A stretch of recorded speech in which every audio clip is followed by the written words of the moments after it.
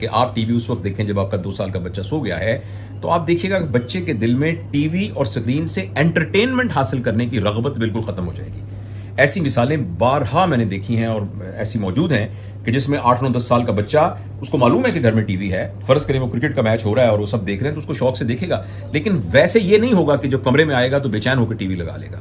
तो बच्चे के अंदर स्क्रीन से बेरग़बती पैदा हो जाएगी। अलबत्ता उसके काम की नौयत अगर ये हुई कि उसने स्क्रीन को इस्तेमाल करना है तो वो उसको इस्तेमाल करेगा। फ़र्ज़ करें उसकी क्लासें, ऑनलाइन क्लासेस जो हैं वो कंप्यूटर पर होती हैं तो उनको इस्तेमाल करेगा।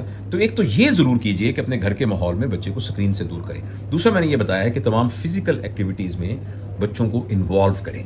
और तीसरा ये है कि घर के अंदर एक हेल्दी डिस्कशन, ऐसी गुफ्तगू घर में होनी चाहिए जो इल्मी गुफ्तगू हो। ऐसी डिस्कशन होनी चाहिए जो इंसान के किरदार को बढ़ा रही हो, उसके ईमान को बढ़ा रही हो।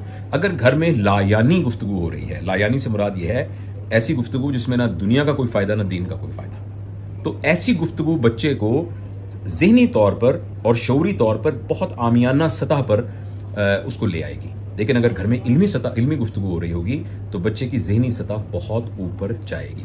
तो ये कुछ बातें हैं। और आखिरी बात यह है कि बच्चे को कभी भी सवाल करने से ना रोकें और बात करने से ना रोकें। जो वो बात करे तो आप उसका जवाब दें, जो वो सवाल करे कोशिश कीजिए उसका सही जवाब दें। अगर जवाब नहीं आता तो बच्चे को कहें कि बेटा मैं पता करके आपको बताऊंगा या बताऊंगी, और अगर आपको पहले पता चल गया तो आप मुझे बताना। तो ये कुछ बातें हैं, अगर हम इनके ऊपर तवज्जो देंगे तो हम बच्चों की जो ग्रोथ है उसको एक फितरी अंदाज में लेकर चलेंगे।